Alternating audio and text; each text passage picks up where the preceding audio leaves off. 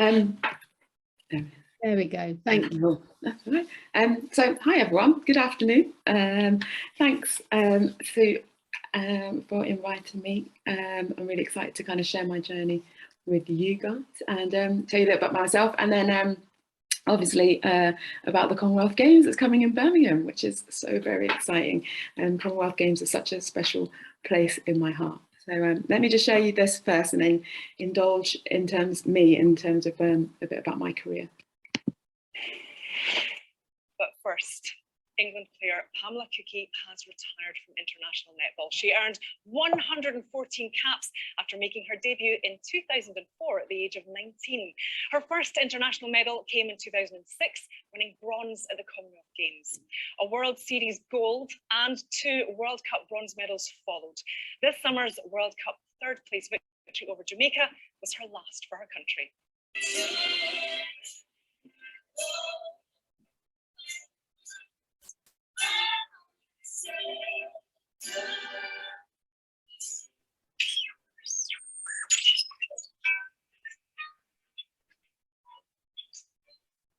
It's been all Pamela Cookey so far. She's done the job. I wish I was a little bit taller. I wish I was a It's been a long career. It's been full of ups and downs, but lots of ups. I wish I was a little bit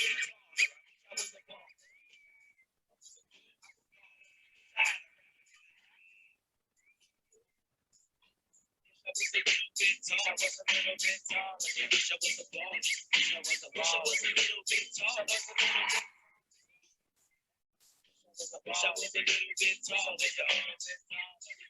Well, as you can imagine, tributes to Pamela Cookey have been pouring into us today from her colleagues in the sport. England Netball has thanked her for her tremendous contribution to England. Thanks. So that was when I retired. Sky Sports put that little montage together, bless them. Still brings a little tear to my eye as I remember. But the song also, I wish I was a little bit taller, that was definitely me. Can you believe I was one of the short ones in the squad at 5'10"? And even now, like watching the girls play at the weekend, and I'm looking up at them, it's a different breed. But that is netball, and that was me. So for me, on the court, off the court, sorry. No, I was right first time on the court. Ex-England netball captain, have the honour and privilege to be able to lead a group of amazing women in a sport that we love so much. I played the Booster Championships, now called Bucks, 2 times for the University of Bath, where I did my degree. I'm one of 3 to have won the Super League 7 times. Rachel Dunn as a player, and Tamsin, I think, has 5 as a player, 2 as a coach. So I had 5 times with Team Bath and 2 with Surrey Storm. Went to the Commonwealth Games, 2 bronze medals there, 2 World Championship medals, and a 1 World Under-21 silver medal. We went to Florida. Didn't really know much about netball there, but by the time we left, they definitely did. And that was the first silver medal that an England team had won. And then our gold in the World Fastnet Series. So it was kind of like, it's not Fast 5. We still had 7 players then, but still rolling subs, still double shooting points, still like fire bombs coming. It was kind of like the 100 of cricket, but for netball, just giving it a little bit more razzmatazz. And so that was a fab opportunity to be part of and to get that gold medal. And then me off the court, I always had to balance the two. My parents, when I was growing up, said if you weren't doing well at school, you weren't allowed to play sport. So that was kind of my emphasis, to kind of make sure that I did both really well. And I'm so grateful, because I think it kind of kept me balanced. But like I said, I went to the University of Bath and I got my business degree from there. Then I went on to the Airbus graduate scheme, so Airbus that make the planes, in procurement.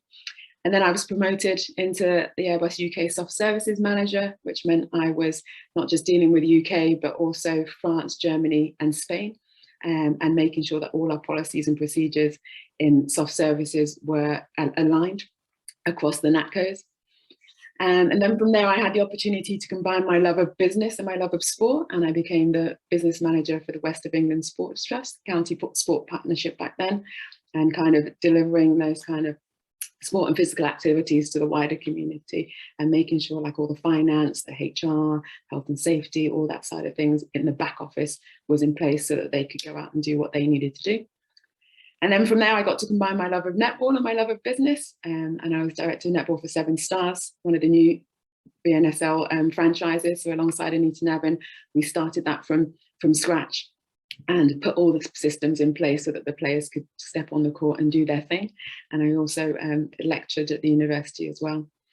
And then I kind of went back to my kind of engineering core and became the estates manager of the National Composite Centre after we'd set up STARS for 2 years and ran a team across 2 sites. Again, it's always for me ensuring that people can do what they need to do in their line of work and putting all the tools and the systems and the facilities in place that they can do it. And now we're on to some new beginnings, which I'll talk about later. So the other part of the off the court for me was that I call it non-work work, because it's not really, you know, you're going into the office more, it's the fun stuff. And so I get to work with Sky and a commentator and a pundit for them. So now I'm not playing and retired. I've got a new team, so the off-court team, so to speak, and get to work with some amazing, talented women each week to kind of still be part of netball and still be able to deliver and help enhance that product. I get to go into schools and companies and organizations to kind of give talks and stuff like this today, to share kind of my learnings and all the great things that have kind of been possible in my life through sport, and hopefully help inspire others to achieve their dreams, whatever area it's in.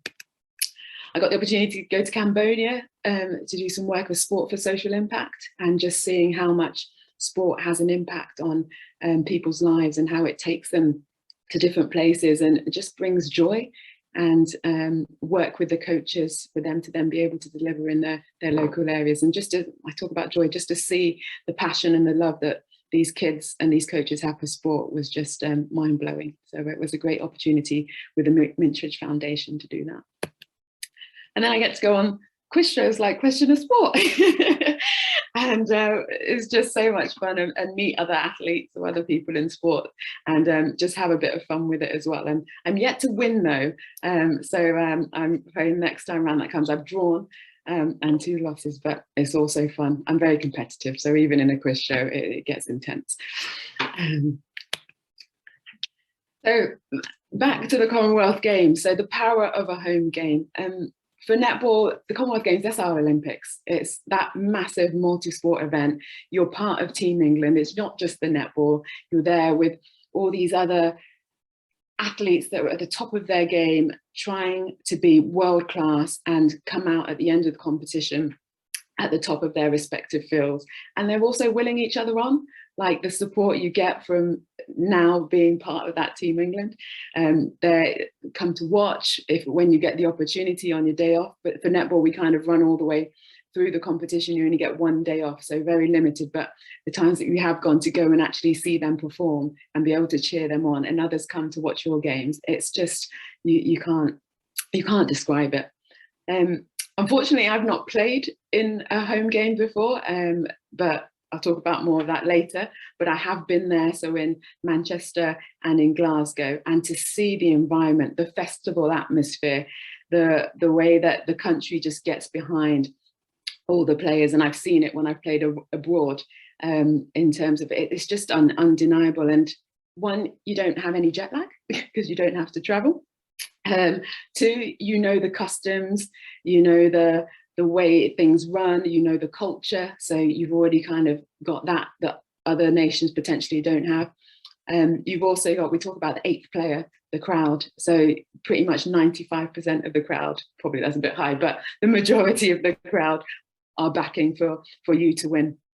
And so that kind of, all that, and the investment piece that you get from it, the national pride that you have, all that kind of, I think, helps you perform better. And you find, like in the medal table, that the home teams get more medals than they've ever had before. And it's not just because that you're able to put an athlete into each of the events, but it's all those other things that I said as well. And for me, this quote from Nelson Mandela, it's just so key, and I've seen it in so many different parts of my career where it has just ignited. And I talked about it in Cambodia, and the Commonwealth Games for me is the epitome of this. So my findings through sport: time management was key, being able to juggle so many different things. Netball isn't professional, so I always had my work as well as my netball, being at the right place at the right time, and making sure that your mindset when you were in those places were, you were there and you were 100% in it. And it's great for me in netball, like once you stepped onto the court, all the other things for those 2 hours of training or however long it was, you didn't remember, you didn't think about anything else. Your whole focus was on the netball and your teammates and the work that needed to be done. And so that was just a very, very lucky position to be in, that you could kind of switch off and switch on when you needed. And that is if you were prepared early. And I had to learn to make sure that I was prepared and everything was in order. Lots of fun times, like you saw in that video. I'm pretty much always smiling, unless the defender's like riding me hard or is on my back. I am. I just love that sport. And I talk about the teammates as well. We have so many different characters and personalities, and all together they kind of bring in that culture together. And some of the jokes that used to play on each other, and Serena, I remember her, we wrapped her up and tied her up in like sellotape and pushed her into the lift and got her off at the Australian floor. And they just saw them looking at her going, what is going on? And then they just sent her back down again. And it's just little things like that that you remember, and the jokes that they play on you. I think I've one time, I don't know how they got into my room, but I found sat in my bath, scared the life out of me. But it's, as you get older, it's the youngsters that you kind of get that kind of extra energy from.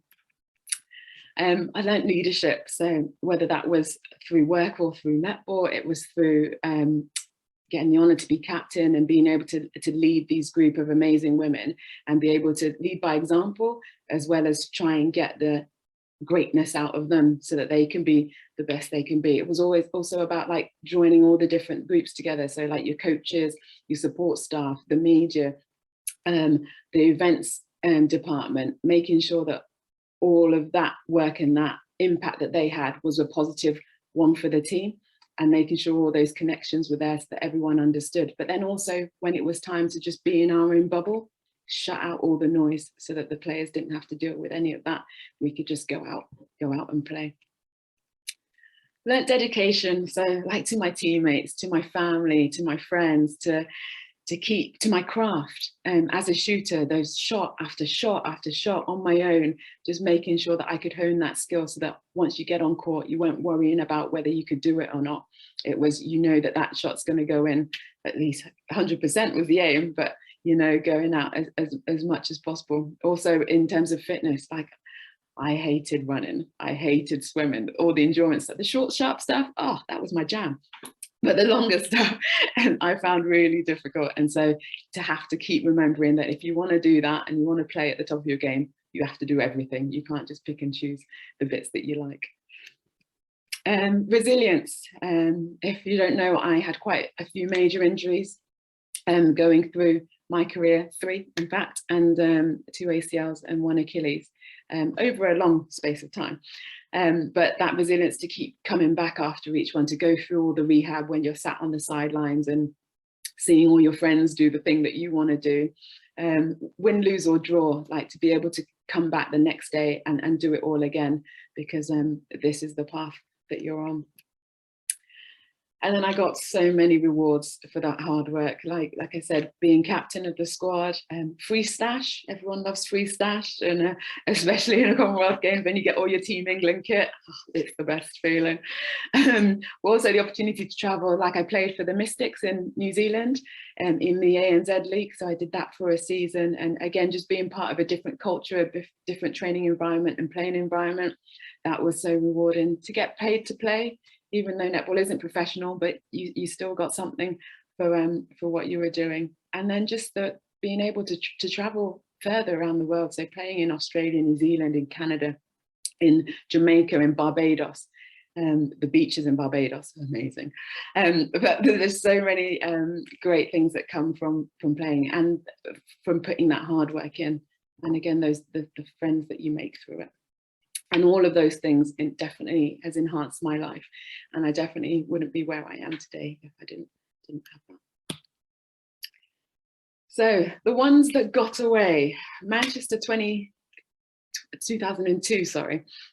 That was my first one, and Glasgow 2014, that was my last opportunity. So Manchester, that was my first ACL. I think I was 17, just got selected for the squad, and I was I'd achieved my dream that I'd set like an early part of secondary school to play for an England team before I reached university, and either netball or athletics was my second sport. And literally the week before we were supposed to go into the athletes village, a simple training session, driving towards the post, and Jess Garland fed me the ball, and she sometimes blames herself for it, and I was like, no, it's never you. But then I hyperextended my knee on the catch, and then yeah, that was over. Everything that I'd worked for was gone, and I don't think I've ever cried as much as I did then.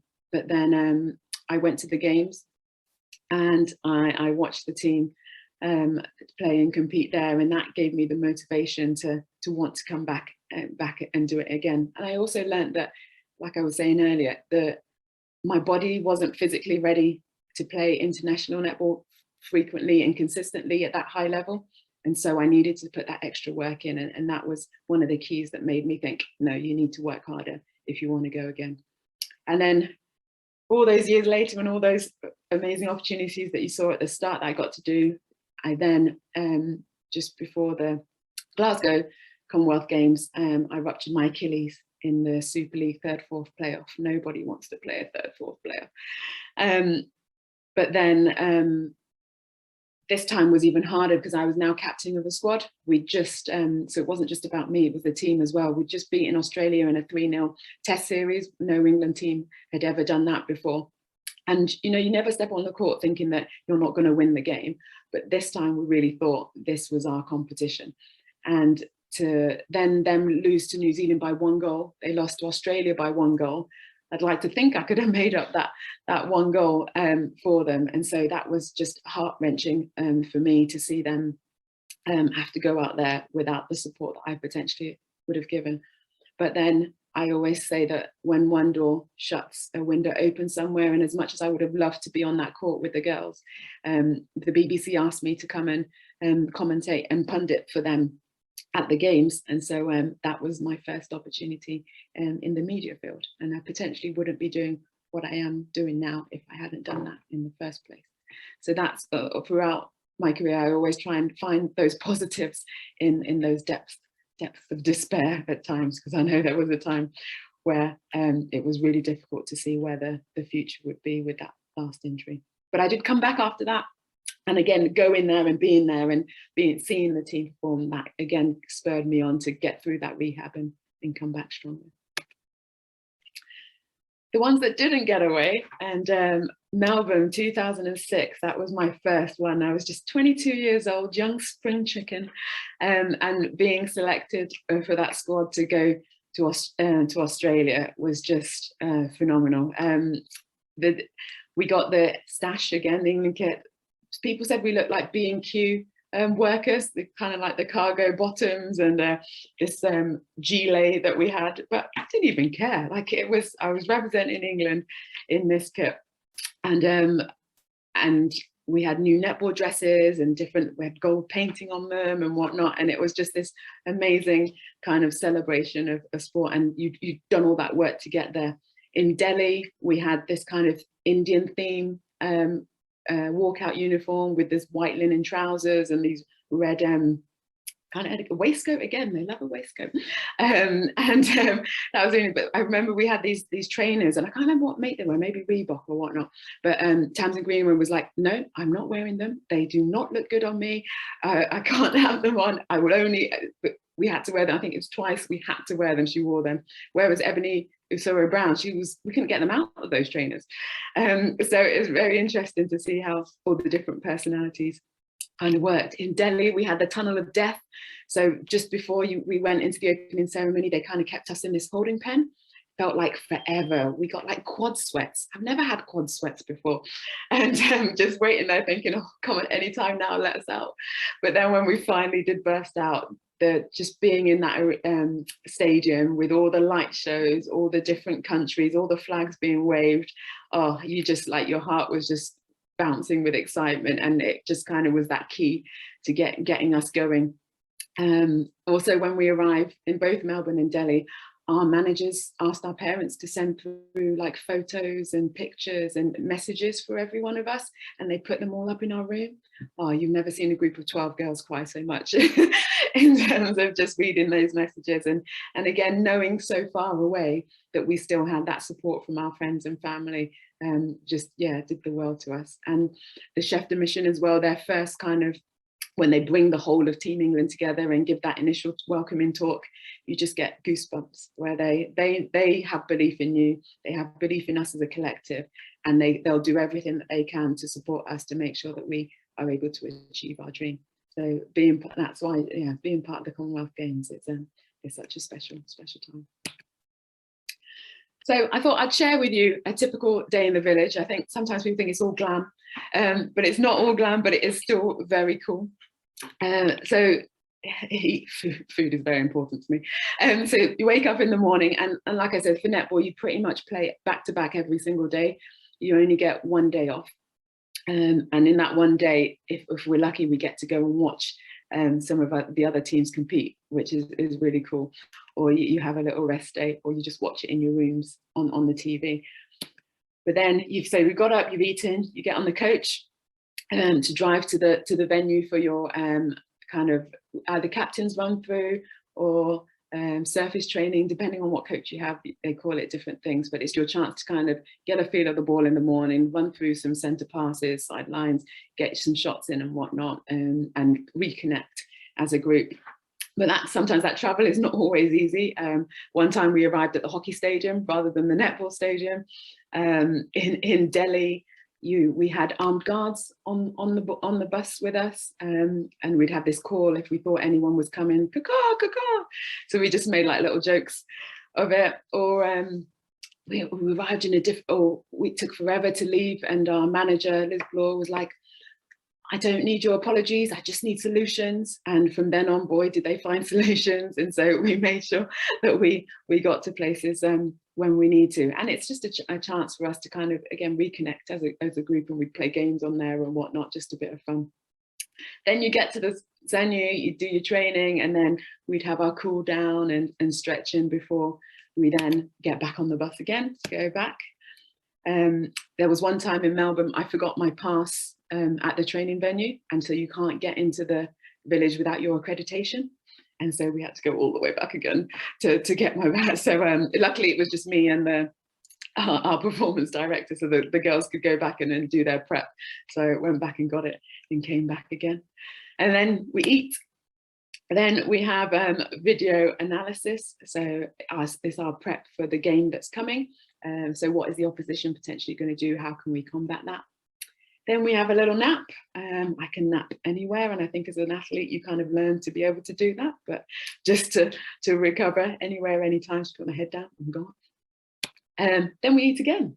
The village has a 24-hour food hall. This was mind-blowing to me when I was first in Melbourne, and it's you kind of like, it's a chat where you just see all the different athletes and everyone just chilling, getting their sustenance back on, and you're like shouting like, hey Usain, because he was at Melbourne, and as if he knew us, but he, bless him, he still came over and chatted. And then the likes of Christina Rugu, the runner, so really good friends with her. So seeing like your friends from other sports, and you can just chill with them in the food hall. Again, it's that nice way to connect and ask them how they're doing in their performances when their next race or game is. That's kind of how we made use of the food hall. And then you do your pre-match prep. So my first one is just making sure that I've got all my kit. So I've got my trainers, my socks, my sports bra, my dress, my towel, my drinks bottle, making sure that that's all there and ready, so that I'm not panicking that I might not have anything in my bag. Then you get back on the coach again, back to the venue.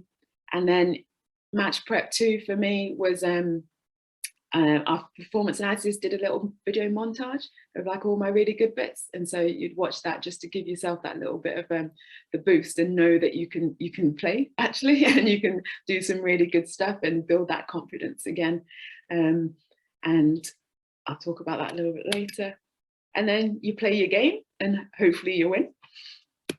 And then post-match, you have that debrief on the court, which is just a short one just to capture the rawness post the game. And any little bits and pieces that you think you want to talk about or think about, or what you want the coaches to clip for you to look at later on. Get back on the bus. And then you eat again. And then this dinner time, we, excuse the language, dick of the day. So whoever had done silly things during the day, you all kind of put in your nominations for them, and then the team vote. And at Melbourne, we had a Barbie doll that our coach had got for us, and so that Barbie was passed to whoever it was on that day, and then you had to like, what's the word? Do something to that Barbie to make it your own before it then the next day got passed to someone else. And I'm sure by the end of it, if you gave that Barbie to anyone, they would be really traumatized with some of the stuff that the girls did to it. But it was a chance again for us to kind of like the fun side of it, where we bonded over the silly things that we were doing. We were making noise in the food hall, and we became well known, the netball team, for the kind of the camaraderie that we had together, and the way that we tried to make it fun off the court as well as on the court. And then post that, you did some more match analysis. So like I said, the bits that you might have asked the coaches to clip for you as units, to just kind of put the last game to bed, and then you prep for the game coming. Because again, Commonwealth, you're playing different countries, so that's lots of different styles. So how do you kind of still keep to your own core in terms of what you do as an England squad, but also tweak it in terms of what potentially the opposition could do to you. And then just chillax for a little bit. Whether it's like walked around the village, or whether it's you get your recovery boots on. Sometimes walking around, we'd see the boxers like with their shell suits on and the bin bags trying to lose weight for their fights. And so you kind of wave them and cheer them on, or just go and meet some of the other Team England, or watch the other sports that are on the TV to kind of get you in relaxed, ready for the next day. And then you hit the hay. And you repeat the next day. So yeah, so that's pretty much a day in the village. So I talked about that kind of pre-match prep too. So for me, well, we'd always get to the venue about 2 hours before the first centre pass to give us enough time to kind of like get settled in, do all our different routines that we have. So we get there 2 days before. I'll then kind of sit for a little bit, put music on just to kind of get myself in the zone, like something with a beat, just to give a little bit of a rhythm going, and then get dressed. So your match day dress, your match day trainers, always had separate trainers to what I did on the court to elsewhere. I didn't really have any superstitions. Sarah Bayman used to always put one sock on first before the other. I can't remember whether it was right first or the left first, but then some had different things that they had to do. I would then go out to the courts with the shooters, headphones in, just to get my eye in. So just do some shots, different depths from the circle, a little bit of movement. And then you'd go back into the changing room and try and kind of like combine together as a team. And everyone had those nerves because we all really cared. We were all there for that reason to get to the top. And everyone wanted to do it for our friends, our family, for each other.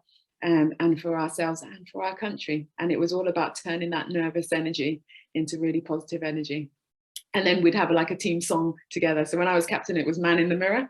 And then just everyone swaying and singing, and just the noise that we made, it kind of sometimes off-put the opposition. I heard when we were in Jamaica, not the Commonwealth Games, they could hear us. And in a way, they knew that, hang on a sec, they're really chilled.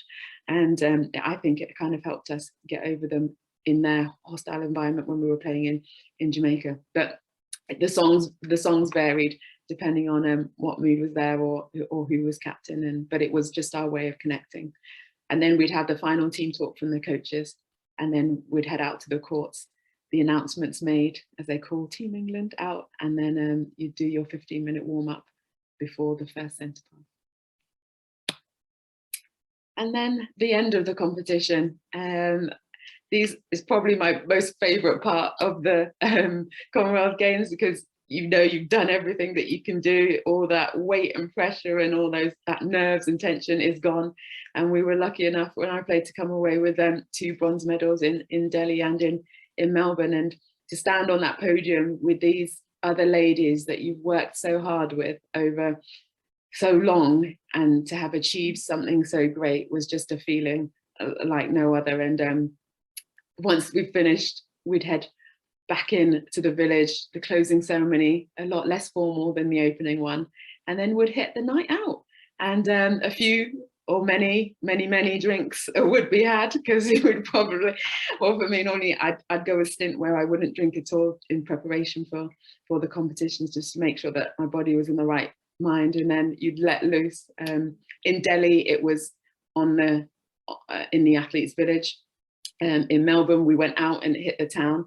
I think the Aussies went a bit too hard. Some of them lost their medals, but then they got handed in at the end, so they were quite lucky. But then after that, you head back to the village, and that 24-hour food hall came in very handy.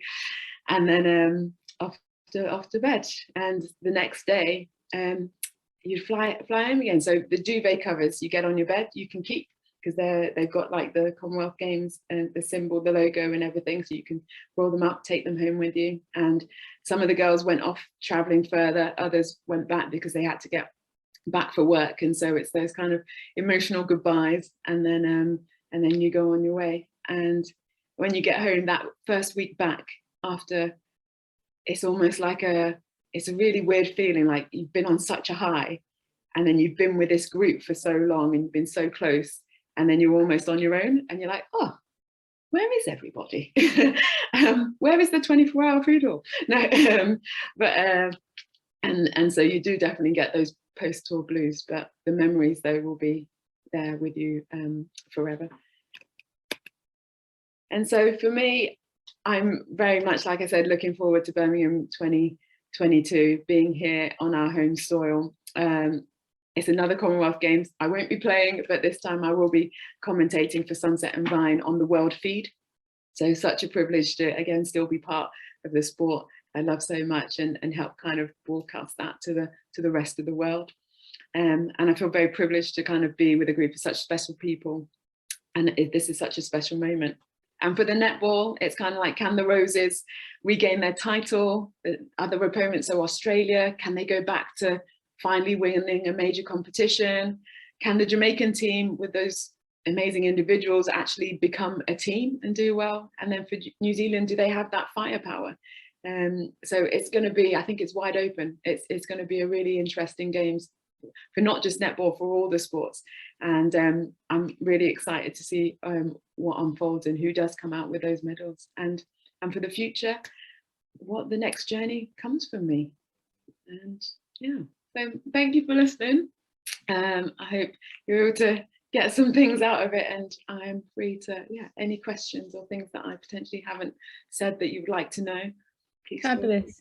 Thank you so much, Pamela. We've got loads of questions, so yeah, fantastic news. I'm going to ask people just to take themselves off mute to ask the question, if that's okay. Rebecca, you've asked 2, so I might ask you to pick one of yours to ask there. Do you want to kick off as you're the first to put a question in the chat? And hello. Yeah, hi, thanks. Can you hear me okay? I can, yeah, loud and clear. Great, perfect. Thank you so much, and nice to meet you, Pamela. I'm a big netball fan, so enjoyed the Super League final at the weekend. My question to you was, how have you seen netball change throughout your career when you were playing and once you retired? And where would you like to see the sport in 2, 3 or 5 years' time? Good question. So it's changed dramatically for me from when I first started. For one, it was hardly on the TV at all. The first time I saw it was one of my school teachers took us to an international game when I was 12, and that was live. And so to see how Sky have done such a phenomenal job in terms of just showing the odd international, to then consistently now showing, or last year we showed every single game. And this year, three of the games each week is amazing. And then it just means more people can see it and they can have access to it, and more people then want to come and join and play and be part of it.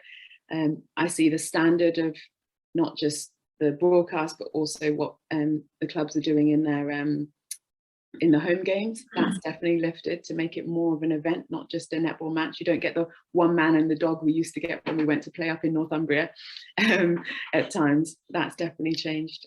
So it's more visible. We've got more sponsorship. We've got more people getting involved. And the win in the Gold Coast really helped lifted that, and the World Cup as well in 2019. That was just such an amazing festival. So that's where I've seen it grown. Where I want to see it in the next, as you say, 3 to 5 years, is that more professional, so that it can be a full-time role for players, but not just players, like your umpires, your officials, your events, venues and whatnot. And so people aren't juggling so much. And I think if you can spend more time training and you're not worrying about those other things, then I think it will be a much better product. And also, yeah, journalists as well, the media, so that, yeah, netball can be your focus. Thanks very much. Sue, I can ask my second question later if you want to ask them. Okay, thank you. They're all good. Thank you. I want to know the answers too. Jackie, do you want to ask your question? Yes, sure. Hi, I'm Jackie, and I'm a sports coach, a swimming coach predominantly. And I coach the Bristol rugby team in low season in the pool, and they're all terribly polite and say they have a great time. They really do find it tough. And you did mention swimming as a cross-training discipline. And I wondered, did it enhance your fitness and your agility? And would you recommend it to teams of other sports? Yeah, I would definitely say what helped me was playing lots of different sports, because I found they all cross over and it kept it exciting. So I can never even now say I'm a good swimmer. I was that's that. But aqua jogging, I found that really useful, and to different parts. But then I know other people found that's the swimming side of things really useful. So I would definitely recommend it. And it's just a different form of training. But also it takes the weight off, because in netball it's very short, sharp, lots of load going into your joints. So if you can take that out and still get the conditioning benefits, then definitely, for sure. Yes, I do try to focus on the hydrodynamics of swimming, so that big heavy rugby players are it's challenging for them to float. Yeah, I always say I've got heavy bones. That's why I can. Yes. Okay, thank you. Thank you. Thanks, Jackie. Kate Clements, do you want to answer? It's a brilliant question. They're all brilliant questions, but I particularly like that question. Do you want to answer your question? Of course, yeah. My question was, I'm going to have to go back and remember. Are there any added extras or creative ideas that you've seen in a Commonwealth village, sort of outside the ordering? You spoke a lot about sleeping, eating, outside of food and a good bed and blackout blinds. It really made a significant difference to the athletes, and it is a slightly loaded question because I might be working in that realm quite soon. Okay, cool. Yeah, yeah, very good question. For us, it was just making things easy and simple. So like I said about the travel, so like knowing that the bus is going to go and leave at the right time, so that you're not worrying that you're going to be late to get to the venue and then you can't do all that side of things. Having other activities is wrong, but entertainment there, so that you don't feel like you just sat in your room. So at least you can go out and sit out somewhere and interact with people, and you're not like exerting yourself, because you're not walking around for miles and miles to do something, but it's there on your doorstep, but then you're not kind of just in your room. What else is really helpful? The variety in going back to food, in the food hall. Yeah, that was really good. What else helped? Yeah, I think the majority, yeah, just and making it feel like really warm and welcoming. Like they did it really well for us in our like Team England camp, in our blocks of flats in Delhi, just like lots of pictures and flags, and made it kind of feel like warm and welcoming. And yeah, if that makes sense. Sorry. But essentially, the first thing you said, I guess, is reducing the stress by delivering what you promise you're going to deliver, basically. Exactly, Amanda. Yeah. Perfect. I'll do my best. Thank you. Well, thank you on behalf of the players. Oh, thank you, Kate. That was great. Sue Cooper, do you want to ask your question? Hi, Pamela. Thank you. It's so great just to hear about everything that you've kind of been through, and congratulations on all your successes. I guess my questions more around kind of looking forward to the games that are coming up, and I guess I'm just interested to know, aside from netball, what event are you most looking forward to watching? I.e., are you really about those kind of team-based events, or are there some individual type pursuits that you really enjoy as well? Oh, yeah, thanks. Good question. Yeah, so I grew up playing all sports. Like, I did everything: taekwondo, hockey, netball, athletics, even tried ballet for a bit. That's not in the Commonwealth Games, I know. But I just love, like, yeah, watching any sport. And for me, athletics is a big one.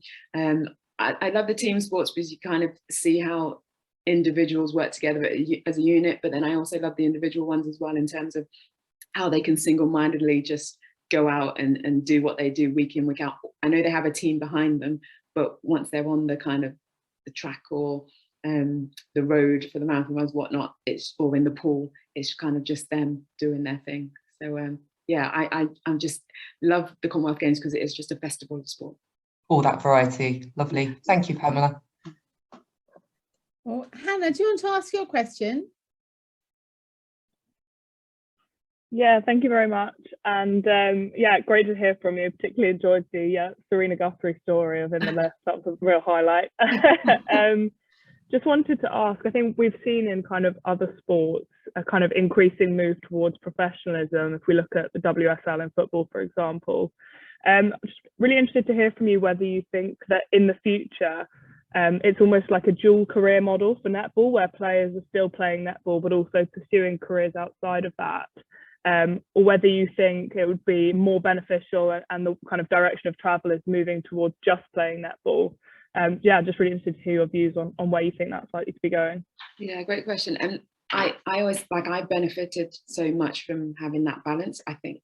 And I don't think I would have been able to succeed as I did without it. However, I do also think having to juggle so much, potentially if I'd had more time to concentrate on just netball or more time for my training, that would have made me even better. And so I definitely believe it shouldn't just be all netball. I think education is so key to me. And I think there's enough hours in the day where you can still keep ticking along a career as well, if you can get the right business and support to go alongside it. Yeah. So if the majority of your time can be your sport, because you never know, like the injuries, I might never have come back from my ACLs or my Achilles, and if I didn't have my work to fall back on, where would I be? Or you might not get selected. There's so many things that can affect kind of your sporting life that I genuinely believe that it's good to have something else in there as well, and just to keep you balanced. But more netball's time. Yeah. Great, thank you. That's really interesting. Thanks, Pamela.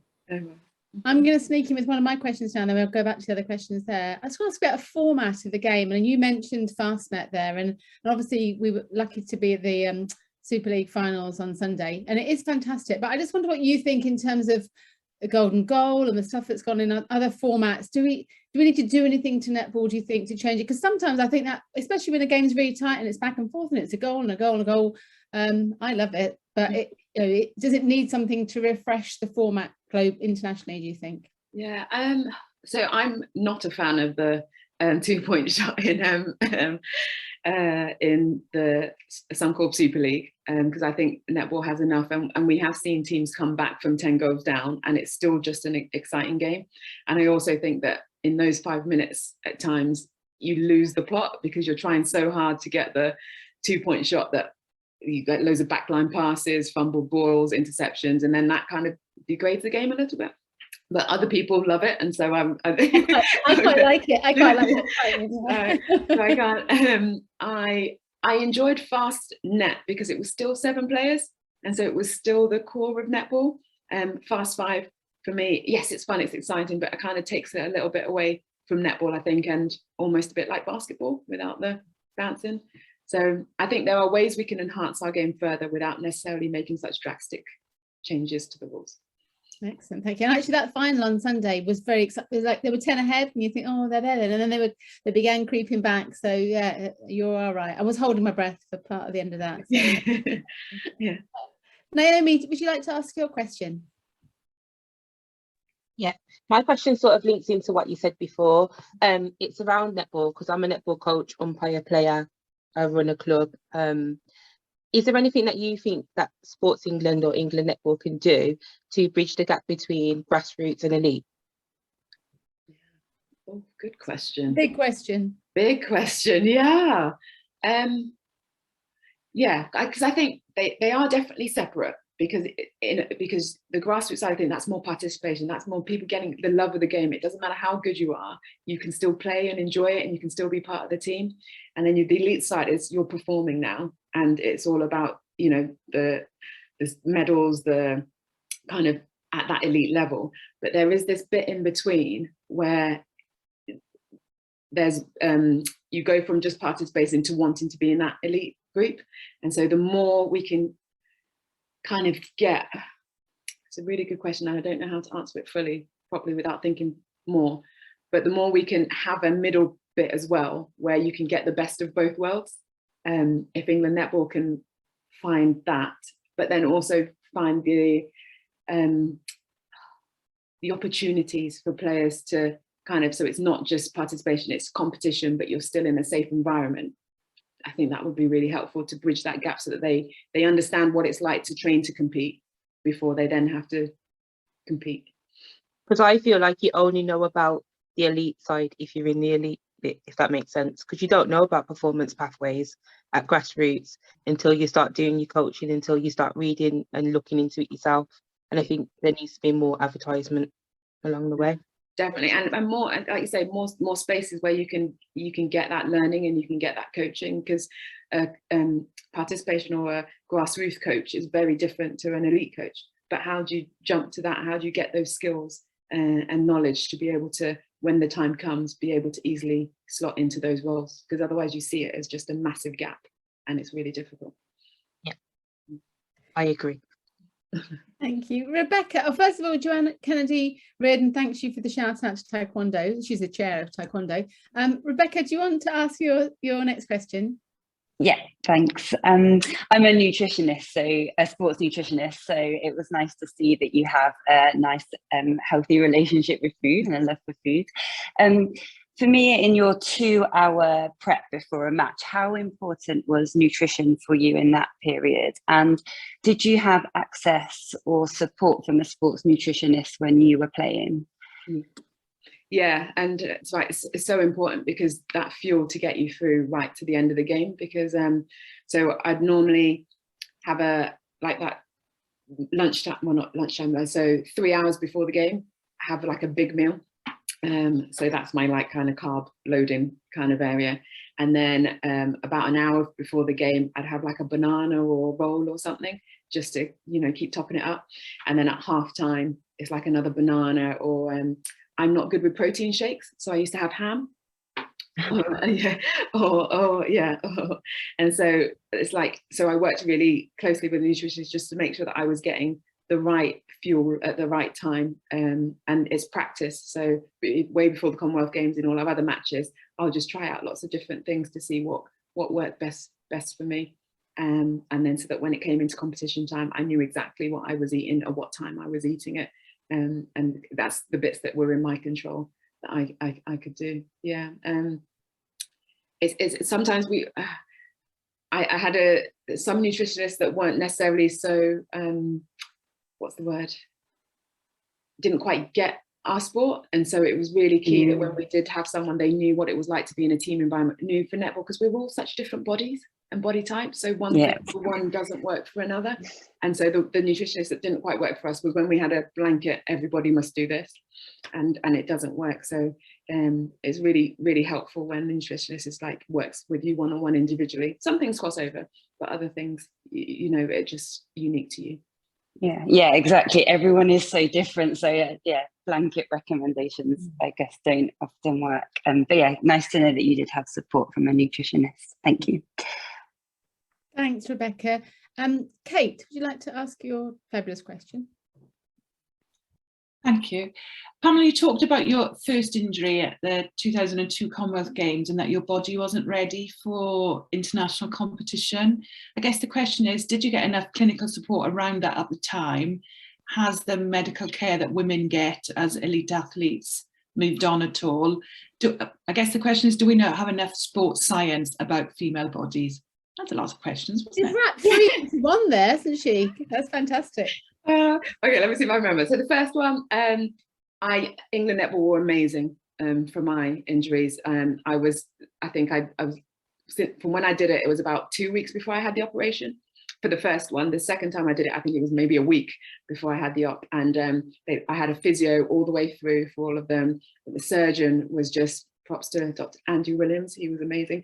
They were all so key. And my plan of my rehab was all linked in with my coaches, with the physio, with the doctor, with everybody.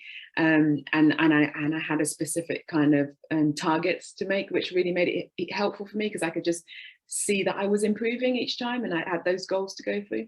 I don't think there is enough research and information out there though for women, because I remember when I did my first ACL, doctor said to me, if you were on the pill you might not have done it, or something along those lines, or because of how our hips are aligned, we're more susceptible, is that the right word, to ACLs, and so I think if we had more information earlier, potentially I wouldn't have done it in the first place, because I would have done my proper prehab to ensure I was strong enough to not be able to do it. And also, if I had worked more on my conditioning, I would have been fitter. So I wouldn't have put as much stress on my body. And do you think things have changed? So yeah, Kate, to follow up on your question then, Kate, have you seen that change in the time of when you were playing to what the players are doing now today? Yes, I think there has changed. There's a lot more stuff on like the prehab, like I talked about. Sorry, my thing's just about to die. Plug in. There's a lot more emphasis on prehab, but it's potentially only if you're in that England group. And so, like we were talking about earlier, that bridge between participation and elite, I don't think there's enough information coming to those at the grassroots level so that they can know what to do as they build themselves up, and that's where we're lacking a little bit. And I've got more questions in my chat there, but I guess a couple more moments. It's just interested to know in terms of your work with Mintridge and kind of why you've teamed as a Mintridge ambassador, why you're doing that really. Yeah, oh, I love it, and it's because we talk about what we have now that we potentially didn't have when I didn't have that when I was younger. So the fact that, so as part of a Mintridge ambassador, we go in and work with young people in schools, whether it's coaching, mentoring, to kind of give them some insight into a life of sport, but help them with all parts. So whether it's school, whether it's nutrition, whether it's the S&C side of things, and then the skills on court, whether it's, I've had netball mentees before, but at the moment I've got a footballer and a cricketer. And so it's those kind of crossovers where you just try and help inspire them, give them some tips and tricks that you've used to kind of help you get to where you are now that they can use. And it's just so heartwarming to see how they change over the time. And a lot of it is confidence, and it's just them believing in themselves that they do have what it takes. And then when they've got questions, you're on hand to kind of answer it for them. And so there's a multitude of ambassadors who are so fabulous in their own right, and they go across the countries working with these young people. And if we can help inspire the next generation and help them be better than what we were, then that's can only be a good thing. Fabulous, thank you so much. If people have